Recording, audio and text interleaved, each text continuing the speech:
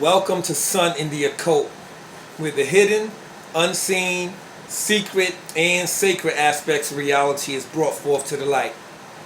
Now, today, I want to talk to you about a very important topic, right? So, if you're on the path to self-realization and self-discovery, you always hear, right, the most important axiom that has ever been uttered is man know thyself, right? So that's basically for you to have the knowledge of yourself. Now, that's a broad topic when we're speaking about the knowledge of yourself, because what you are is multifaceted and there's so many layers to your being. So with that being said, today I'm going to attack this level of understanding based on our ancient Kemetic cosmogony, right? So that's basically the ancient Kemetic mystery system in the way that our ancestors brought about learning and discovering the knowledge of yourself. Now, this is the study of cosmogony. Now, cosmogony, right, is originally where they got cosmology from. Cosmology is the study of cosmogony. Now, cosmogony is the creative process, how it unfolds. It's actually, what it means is, the blueprint to creation, right? So, if you want to learn about yourself, the most important thing is to have some type of blueprint or structure to where you can understand the different aspects of your being, right? So today's subject matter is about the tree of life, right? In ancient Kemet was actually called the Paut Neteru, right? And this is where you always hear about the deities of Kemet, right? And that ancient Kemet and ancient Africans believe, or religious system was polytheist, where they believed in more than one god, which is totally untrue, right? So this particular tradition that I'm going to speak about in this tree of life is based on the Ausarian tradition, right? It's an ancient mystery system in cosmogony. Now, the tree of life, what it is, like I said, it's a schematic and it's a blueprint explaining to you the creative process and how it unfolds. So, right, if you want to look at this board here, this is the Paut Neteru, the Ausarian tradition. Now, if you notice, right, there's layers to what you're looking at. The first thing that I need you to understand when you're trying to understand the knowledge of yourself is that underlying all aspects of reality is duality, right? So you have to understand the principle of duality and what that means. So, as a being, we are in our form and we're expressing a dual nature. There's a duality. So on one hand, a being, right? When you speak about self, you're talking about the being that you are, right? So I want to break this down a little bit further before we get started on the tree of life. Now, in terms of your beingness, like I said, there's a dual nature, right? On one aspect of that dual nature, you have what we call the self, right? What we consider to be the self. Now, the self would be the aspect of being that represents consciousness / will, right? So this is what we identify our self with. If you're going to give a title to self, this aspect of the duality is called consciousness will. The other aspect of that duality will be considered the not self. And the not self is not consciousness or will, but it's the opposite. It's the material substantial aspect of reality, right? So you have energy, and you have matter. Right? So the energy matter aspect of being is what we would deem as the not self. So you have two things. You have in being, you have the self, which identifies as our identity, and then you have the not self, which is the energy material aspect of being. Right? Now, the energy material aspect of being is what is commonly referred to as spirit. The spirit is the energy material aspect of being. Right? So again, you have two aspects when you're considering the being. The being is the self and the not self. Consciousness, will, the self aspect, and the not self, energy and matter. Right? So that's the first and foremost understanding that you need to know before we get into the subject matter. You need to know that there's a dual nature that identifies with your beingness. Now, with that dual nature, we're going to be talking about the not self aspect. Today, this tree of life, right? This schematic or this blueprint is referring to the not self. This is referring to the energy material, the energy matter aspect of your being, or what we would deem as spirit. So what you're actually looking at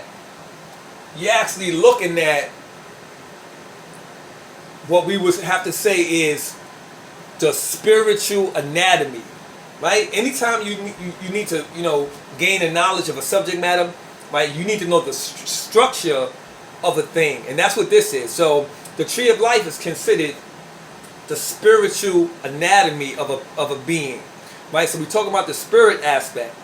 Right now, again, like I said, we have two aspects. We have the self, consciousness, will, and beingness, and we have the not self, which is the energy, matter, or material aspect of being, which is the spirit. And that's what this is. So we're talking about the tree of life is basically a blueprint and a schematic of your spirit. It's actually your spiritual anatomy. Now, at the top, above the tree, because see, these three aspects right here, this triangle here, this triangle, and this triangle, this is what represents and is composed of the tree. But if you pay attention to this arrow that leads to this zero up here, zero represents above the tree, right? So this realm right here is talking about what's above the tree, which is the unmanifest, right? That's the unmanifest or the hidden and immaterial aspect of beingness. Now, in this creative process, right, there's a descending process that takes place, right? So the creator existed and exists in the substratum, which is the unmanifest, the undifferentiated, immaterial aspect of being, right? What we would consider as the hidden realm, the unmanifest, right? So this is the absolute reality of, or the transcendental realm of existence. Now, so this will be considered what we would deem as the subjective aspect of reality, which means that, again, it's undifferentiated, right? It's unmanifested, right? And it doesn't have form, right? So we're dealing with the top, above the tree. That zero represents the unmanifest, the undifferentiated, what we would deem as the subjective realm. Now, when you're looking, start from 1, 2, 3, and we start to get to these triangles of the tree, this is dealing with what we would say is the nominal realm of existence, right? So this is the subtle aspect of the objective realm. So this above the tree at zero is the subjective, and then when we start descending down into the tree, we start to get to what we call the objective reality, right? But the objective reality in this part will be considered the nominal realm, right? So we have two realms, subjective and objective, But in the objective reality, I'm going to explain this further as we go along through this presentation, right? So as we descend from the unmanifest, right, we come down to creation begins from here, from the first faculty of your spirit, right, which is that number one at the top of the tree, right? And as you see, it goes from 1 to 2 to 3, and then it goes to the second triangle, right, which we come from 4, 5, and 6. Then we got the third triangle, which is coming from 7, 8, and 9. And then after that, you see this arrow leading down to 10. This is what's, below the tree, right? So this realm right here, where the 10 is at, this represents the world that we live in, right? This is the physical world, or the earth plane, what our ancient ancestors would deem as the deity Geb, right? The earth plane, the earth realm, right? So in getting the knowledge of yourself, you have to understand that coming from the unmanifest to the manifest is a process that takes place outside of your awareness. Once you are birthed into existence from your mother, right, as a newborn baby, right, you're birthed into this realm, the physical world, the objective reality.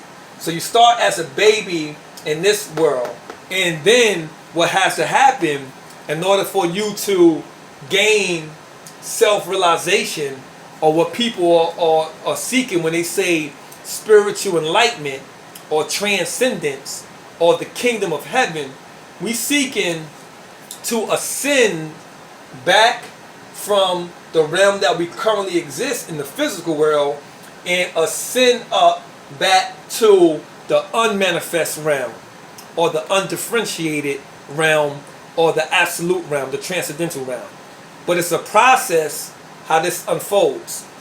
So again, like I said, in our evolution into gaining knowledge yourself, you have to start from the bottom of the tree, and you have to ascend and work your way up to the top, where you ultimately seek enlightenment.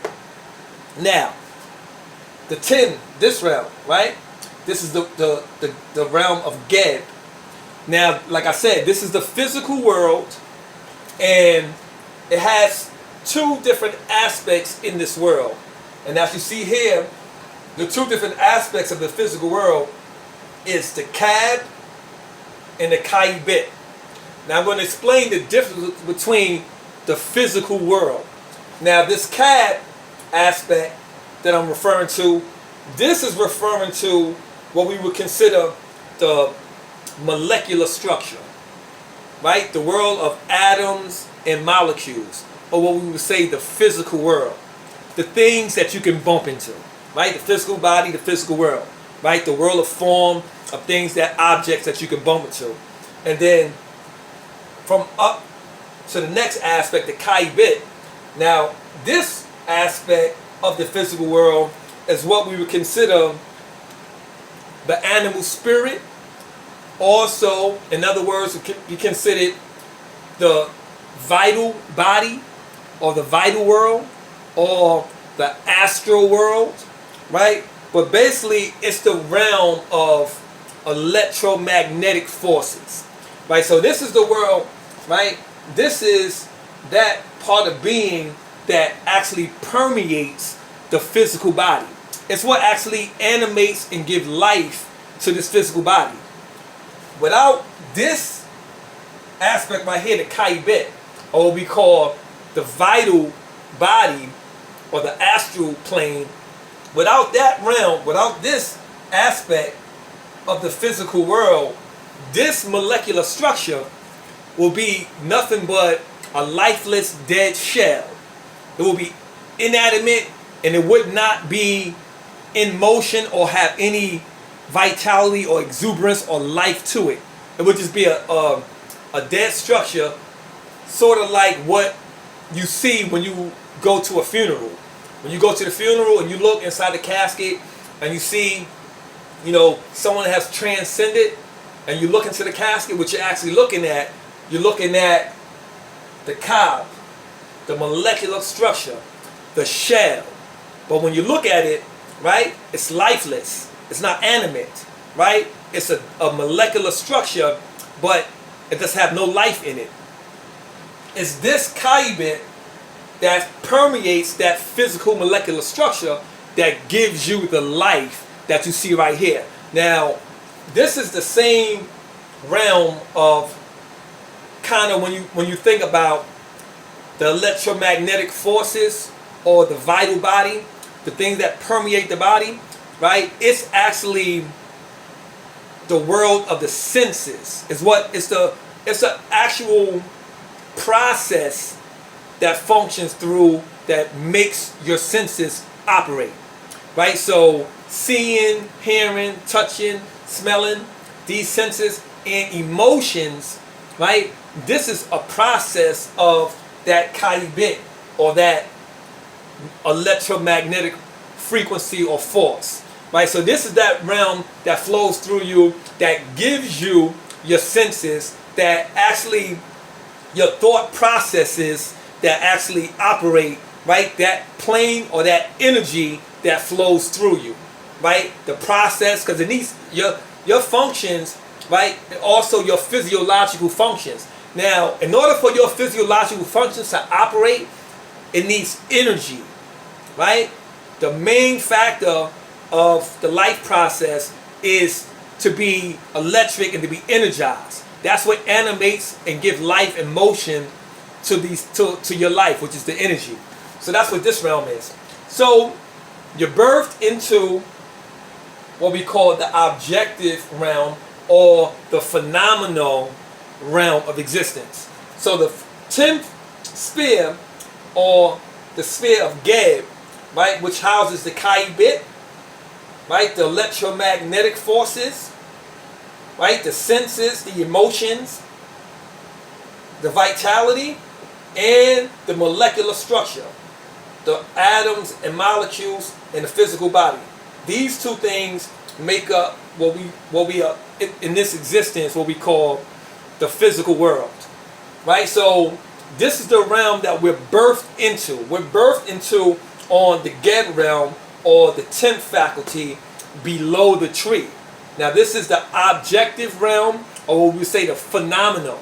But the objective realm of reality also has a duality to it as well. You have the nominal realm and you have the phenomenal. So the phenomenal realm is the world of form, the objective realm. Then you have the nominal realm, and that's what the tree of life is. It's a schematic of the nominal world. This is the subtle energy realm, the subtle plane of energy, to where it's not readily detected or can't be touched, but it is the objective reality, but it's just more subtle, or what we would say the metaphysical.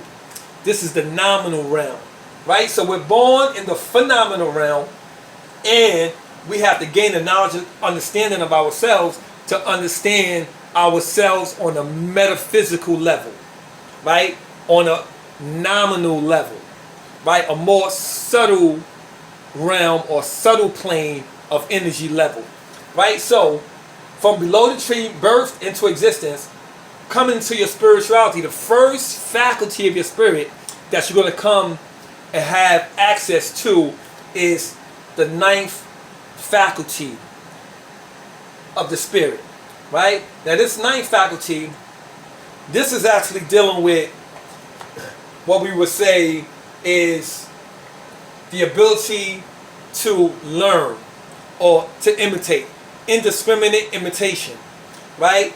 It's the world of the mind on a level, right? So it deals with what some would say, what we would deem as your identity, like your personality, right? And your personality is all of the behavior patterns, the characteristics and traits that you exhibited from the time that you were birthed into existence and all the experiences. So that early stage in life when you are birthed into existence as a baby, and then you go through experiences of learning, who you take yourself as in that learning process will be represented by this faculty of the spirit, right?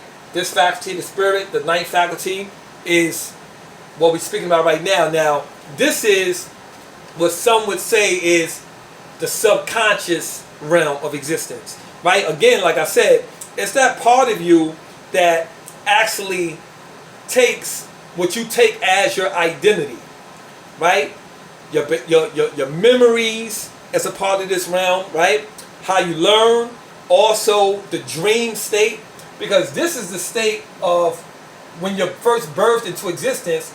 Like all babies, when they're born, they're in a hypnotic state, right? How you learn when you're first born as a baby is through trance. All babies are in what we call the delta or the theta brainwave hertz frequency, right? So that means all babies are in a hypnotic trance from the time that they birth to the age of 7. Now, this is that stage that you're in, right? It's a trance state. So how you learn and how you pick up things, right, in life is through indiscriminate imitation.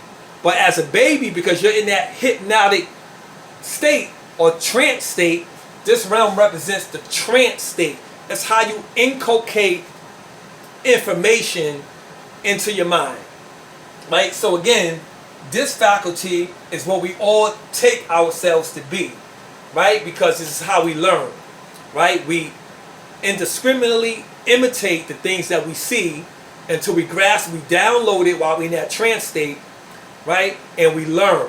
So babies learn the fastest. They pick up information fast because they're like a sponge, because they're in that hypnotic trance state.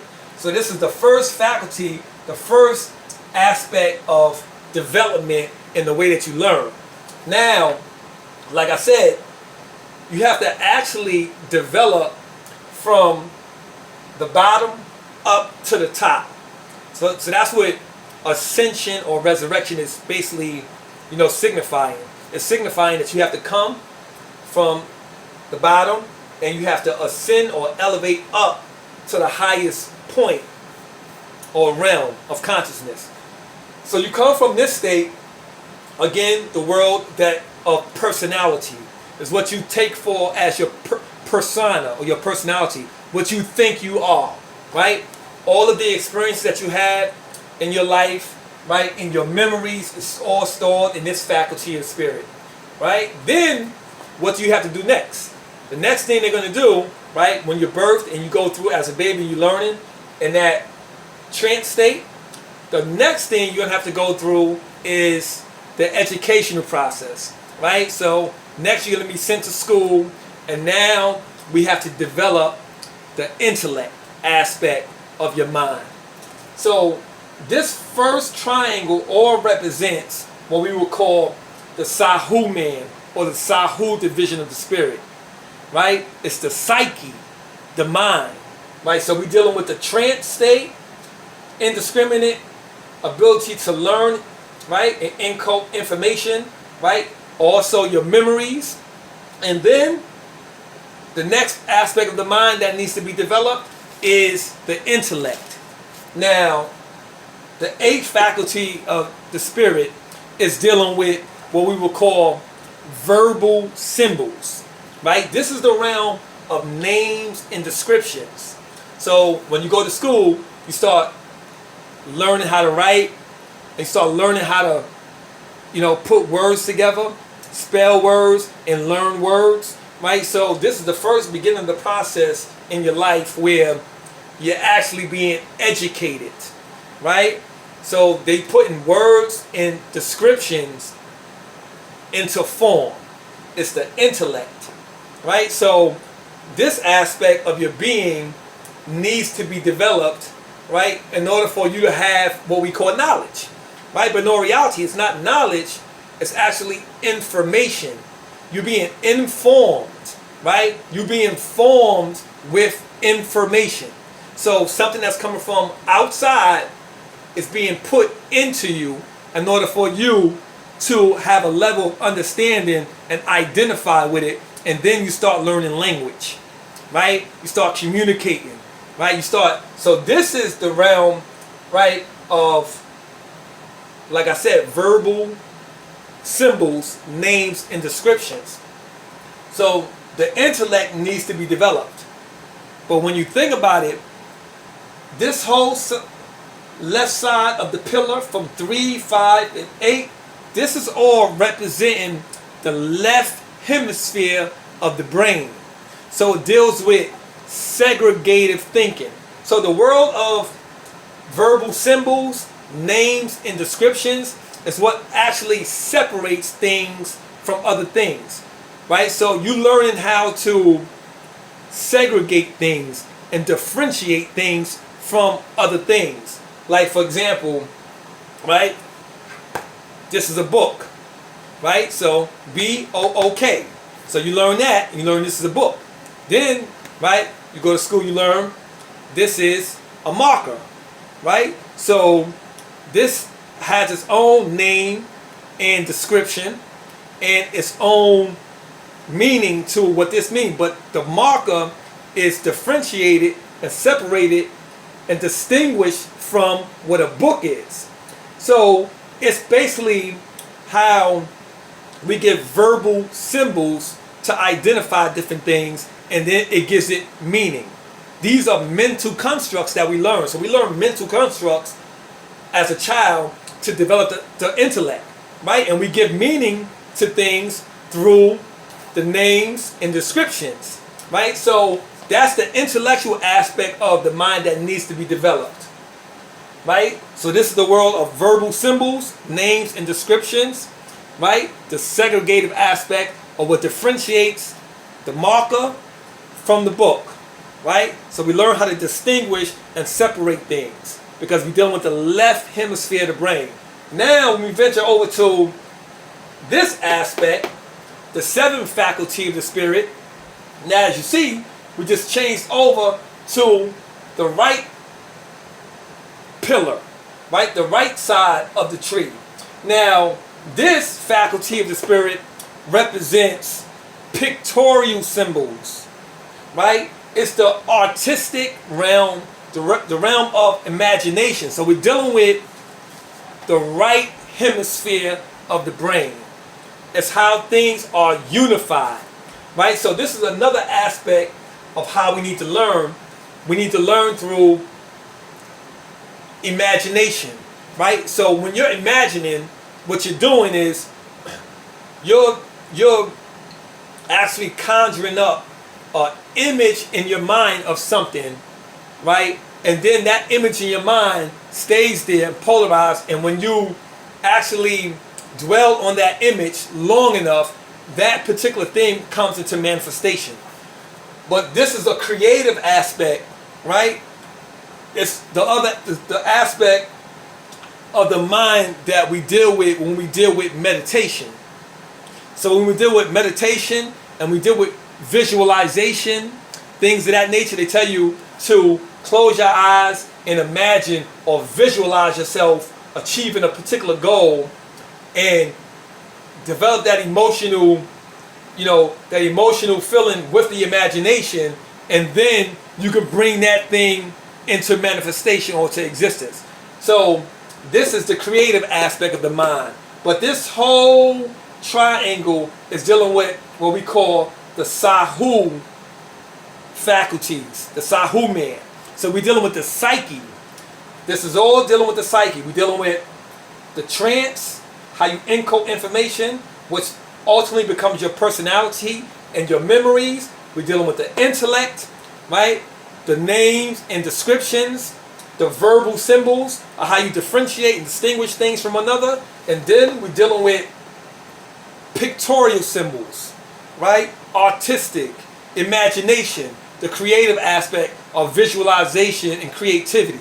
So this is the Sahu spirit. So we learn in this process from being birthed, then learning as a child, developing, getting an education and developing the intellect, and the creative aspect of the imagination. right? That's the creative process. But this is all dealing with, this bottom triangle is dealing with the psyche, the mind, or what we call the sahu part of the spirit. Now moving up the tree, after the seventh faculty, we go into the sixth faculty.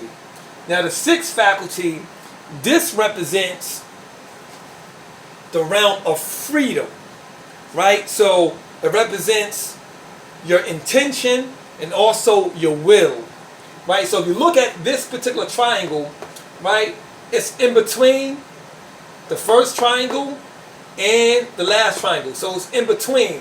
So it acts as a bridge between the higher and the lower self, right? So we're dealing with the unmanifest and we're dealing with the manifest realm or the physical world, right? But it's a process how this creative process unfolds.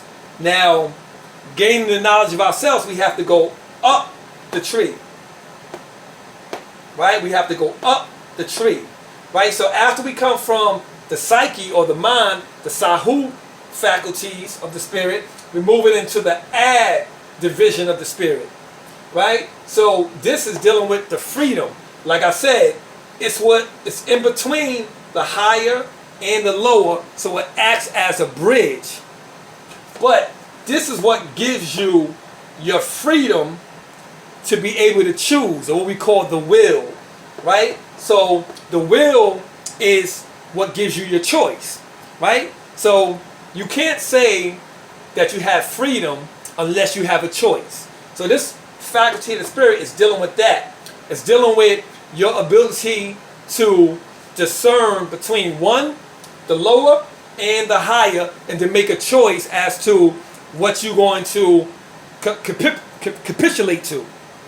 So this faculty, right, once your consciousness becomes polarized in this faculty of the spirit, you begin to understand that you are the self, but this is the awakened state or the awakened consciousness, right, that's connected to the higher realm, right? So in our ancient cosmology and ancient story, you'll learn of two different characters in this particular story.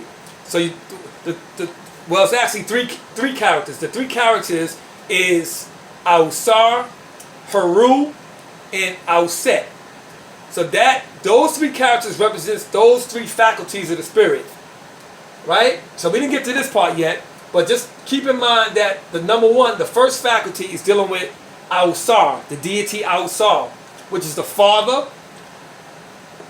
The sixth faculty is dealing with Heru, which is the son. And the ninth faculty is dealing with Auset, which is the mother. So we have the Trinity. We have the Father, the Son, and the Mother. So in the creation story and how it unfolds through to Paut Neteru, or the tree of life, this faculty represents Heru, or the Son, right? So the Son and the Father is considered to be one in the same, right? So this aspect is the 10th, like I said, this is the world of the Kaibet, right? In this aspect, we're dealing with sensations, right? We're dealing with the lower nature. We're dealing with emotions. We're dealing with urges. We're dealing with desires and sensation.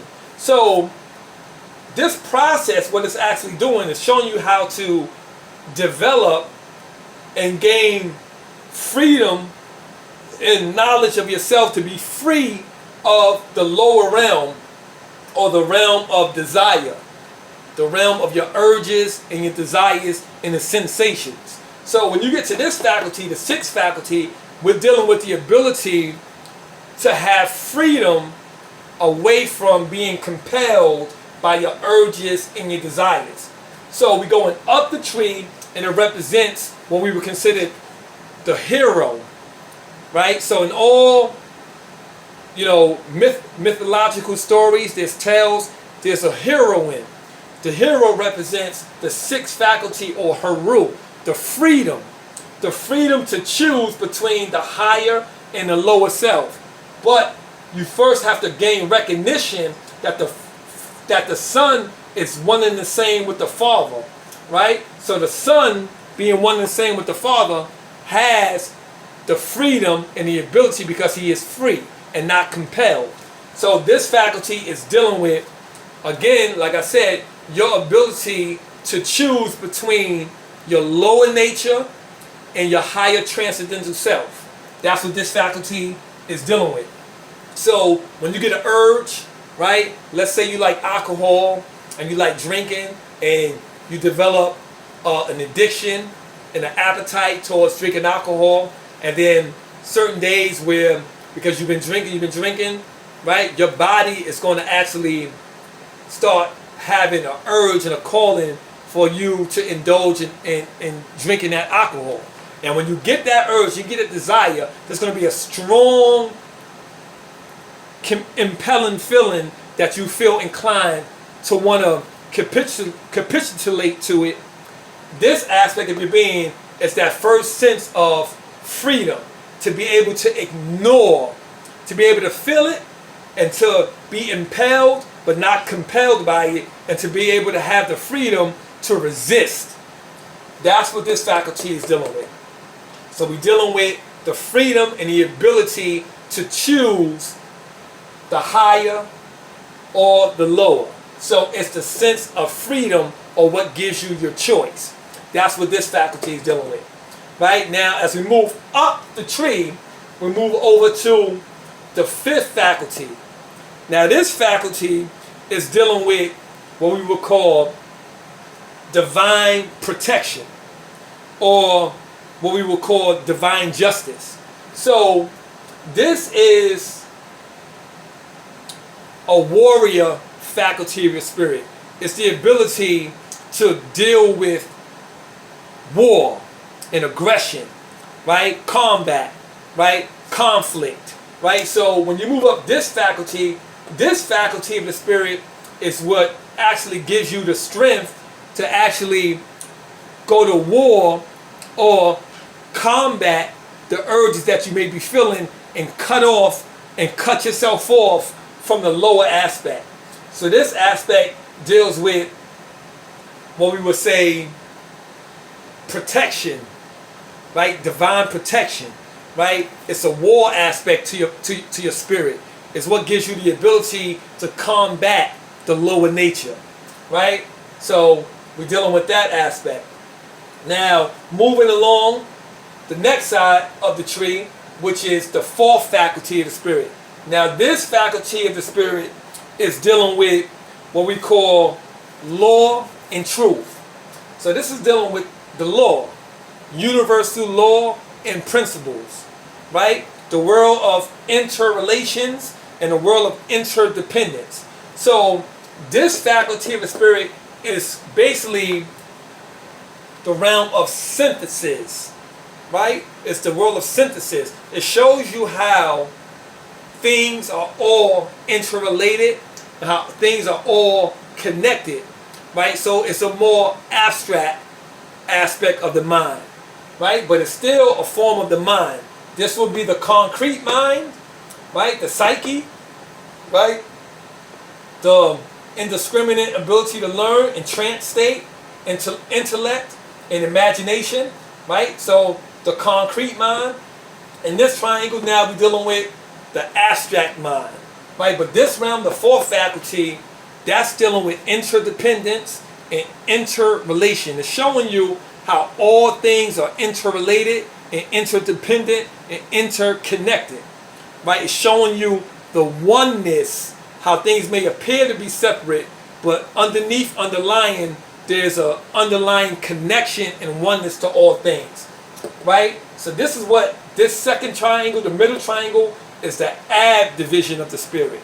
It's kind of like what we would consider a clergy, right? A bridge to administrate the knowledge of the sages and the high priests to the commoners, or the common cattle, the common people. So it acts as a bridge between the higher and the lower, right? So this whole realm is an abstract mind, and the fourth faculty is dealing with law and truth, Now, as we move up the tree, next we're going to move into the next triangle. We're going to start over here with the third faculty of the Spirit. Now, the third faculty of the Spirit is dealing with what we call unlimited power, right? Or omnipotence.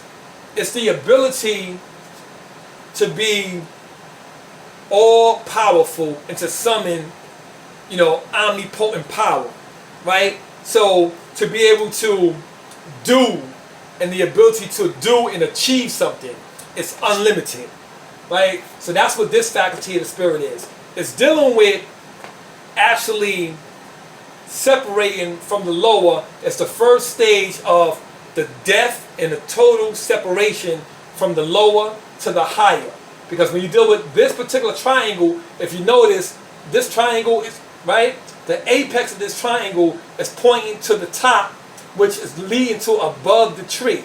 So this triangle is like an arrow pointing to the unmanifest. So this triangle right here, when we first get here, we dealing with that first aspect of the self, right? We're dealing with what we would consider the outside man, or these three faculties is dealing with the divine spirit, right? So now we're talking about the world of God, the divine spirit, the omnipotent, right?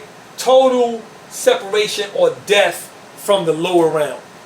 And as we move over, so this represents, in a sense, it represents dying to the ways of the world, right? And when you die to the ways of the world, right, and seek the kingdom of heaven, that's what this faculty of the Spirit is dealing with. It's dealing with once you totally die to the ways of the world, right, you inherit unlimited power, omnipotence, right? But first you have to die to the ways of the world to inherit the kingdom of heaven, which is this is pointing to. Now, we're going to move across the tree to the second faculty. Now, this faculty represents what we would call as wisdom, right? It's the ability to intuit, right? To totally be immersed in a formlessness to where you totally shut your mind down. This is the true wisdom aspect of your spirit, right? The ability to actually totally shut down the thinking process, right? Where you have no thoughts at all and you just dwell in that total state of darkness or hetet or peace, right? So the unformed realm, this aspect is dealing with what's leading to the unmanifest. So all of this is dealing with the unmanifest, the immaterial aspect of realm, right? That absolute realm or total state of peace, right? So that's what wisdom is. Wisdom is to totally shut down the thinking process to where you're not even producing any type of pictorial images in your mind, or you're not visualizing any type of verbal symbols or any words in your mind, any thoughts in your head. This is dealing with total, absolute repose or darkness and total silence. And when you commune, like in a state of meditation, when you totally shut down that thinking process or totally shut down the psyche, then what you have access to what we call the Akashic records, right? So you have access to the knowledge and the wisdom of God, intuition that doesn't come from the world, but it comes from the unmanifest. You can tap into that realm of your spirit, right? And so this is the world of the faculty of divine will, right? It's the will of God. And the only way that you can actually know the will of God is to totally separate from the world and totally blank out into shutting down the thinking process to where you can intuit and download that wisdom from the unmanifest. And the next, move into the apex and the top of the tree, we have the first faculty of the spirit. Now this faculty of the spirit is dealing with what we will call, well, before we get to here, I just want to conclude on the second faculty. This is dealing with omniscience. So omniscience is to be all-knowing. That's what wisdom is, to be all-knowing, to know all things, right? So that's what, this is omnipotence, right? Unlimited power, unlimited ability to do and achieve. And this is omniscience, unlimited knowledge, right? The ability to know all things, all knowing, right? That's the divine will faculty. And the last, the apex of the tree, the first faculty, we're dealing with omnipresence. So this is the unifying aspect of the spirit. It's what unifies and integrates all of these things into one. So when you get to this faculty of the spirit, what is actually taking place within your being, you are understanding the oneness of yourself with all things. And you see how all of these separate things are interrelated, but are all interrelated and all one.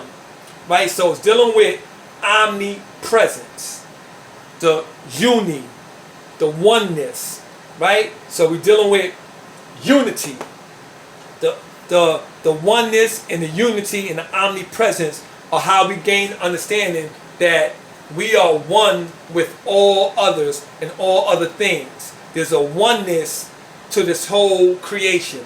And that's what the first faculty of the spirit is dealing with that unity or that unison and that oneness, that omnipresence. The consciousness that's within my being is the same consciousness within your being, right? And even though we may be appearing, right, in the 10th faculty, we may be appearing to be separate and differentiated, but on a nominal level, on a spiritual level, the highest faculty, we're all really one. So when you think about the tree of life, you look at it, we come from zero, the unmanifest, the subjective realm of reality, the immaterial or the hidden, and then we come into the tree, right? And we come from this first triangle, we're entering what we call the nominal realm of the objective reality, the objective realm. So this realm right here is the nominal realm. From 1 all the way down to 9 is the nominal realm, or what some say numinal, right? But really, this is dealing with the metaphysical or the subtle energy that cannot be touched, right? It's more subtle, but it's still like a thought. A thought is still the objective realm of reality, right? Because it has form. You can visualize it, right? You can visualize it. You can think of a word. So that's still objective. That's still the world of form. So this whole realm right here is nominal. It's the objective realm, but it's the more subtle and metaphysical realm, right? And then we go into the physical world where we're birthed into the earth plane, or the physical realm, right? The realm of the Kaibit and the Cab, right? The vital body, the electromagnetic forces, right? The animal spirit, or what we say, the sensations, the emotions, the process of the mind, and the physical structure, the molecular structure, the world of atoms and molecules. So, in me breaking down this ancient cosmogony, because what it is, it's a blueprint of creation and how the creative process unfolds from the unmanifest, the absolute, or what we call the divine God, and how it manifests into the world. And this is that creative process of how all things in creation has unfolded. Now, when we seek in the knowledge of ourselves, it's our duty to come from the bottom, to come from the earth realm, and to ascend back up the tree to the unmanifest, to understanding our oneness and our absolute reality of divinity. Right? How we are in a form, and then we go back to formlessness. right? So this is a creative process, or what we call cosmogony. It's a blueprint. And everybody that's seeking knowledge of themselves, usually are seeking some type of path where they're trying to figure out, they gain a little bit of information here, they gain a little bit of information there, and they're trying to put it all together, and they're hearing different things, but they can't make sense of it because most people don't have the blueprint. You need to have structure in your mind to be able to compartmentalize and understand the different aspects to your being in order to really understand self. The same way a doctor has to learn physical anatomy to become a doctor, he needs to know the structure of the body. The same thing on the spiritual realm. You have to have a spiritual anatomy. You have to understand the structure of your spirit. Now this tree of life represents, like I said, the energy material realm, the energy matter, the world of the spirit. This is the not self. So even in dealing with this whole tree of life, we dealing with the not self, which is the spirit. Like I said, there's a dual nature to your beingness. So if you had, for one, you had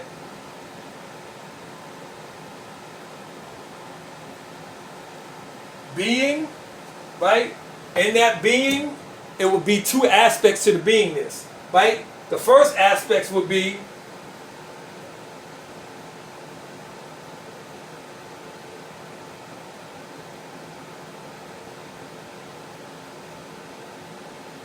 consciousness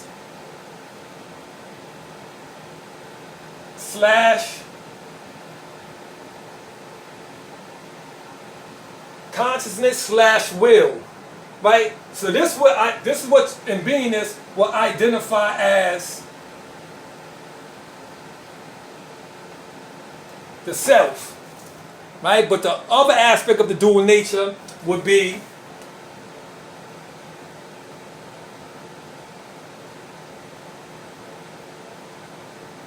energy slash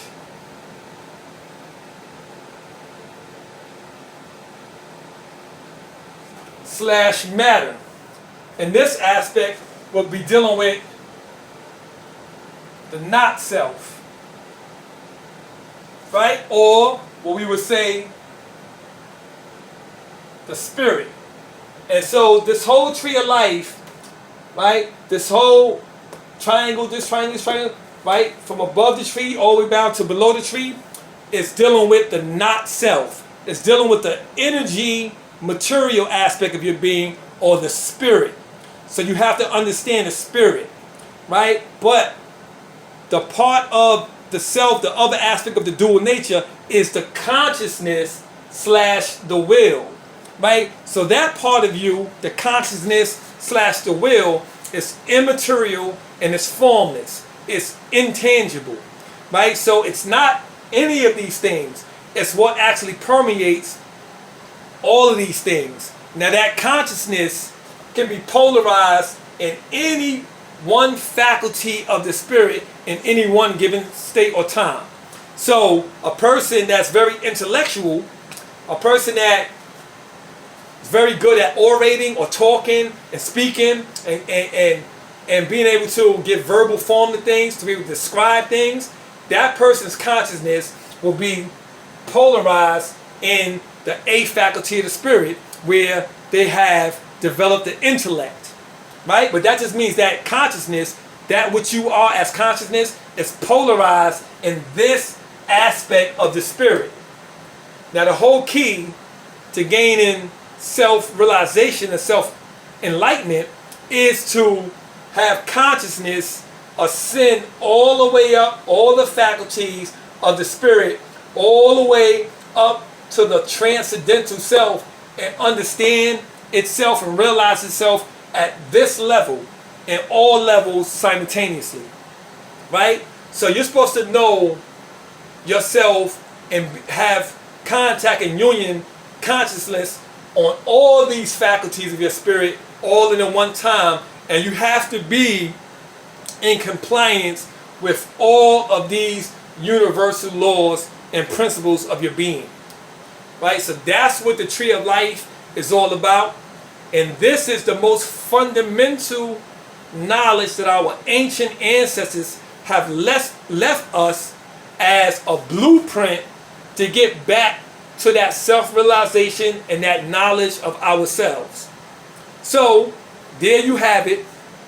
But you have to understand, again, your dual nature, right? The spirit, which is the not self, and the self, which is the consciousness will. What we are is the consciousness will, the immaterial aspect. But that is what actually administrates and gives the message to the not self or the spirit to carry out its intentions. And that's the way this unfolds through your whole being. But you have to make a study of this tree of life, and you have to exercise these principles until you master each faculty of your spirit to where you can be transcendent. When you rise above the lower nature and you have that freedom and you become awakened. So this represents the awakened state of consciousness. When you wake up to the day and you wake up, right? This principle represents your awakened state of consciousness, right?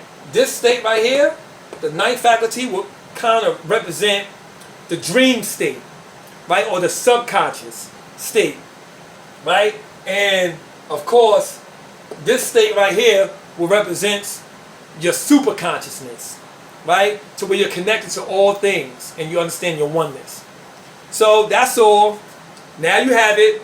Now you understand that you have to understand the cosmogony, the ancient cosmologies that our ancient ancestors left us to gain the knowledge of ourselves is none other but the tree of life, known as the Paut Neteru.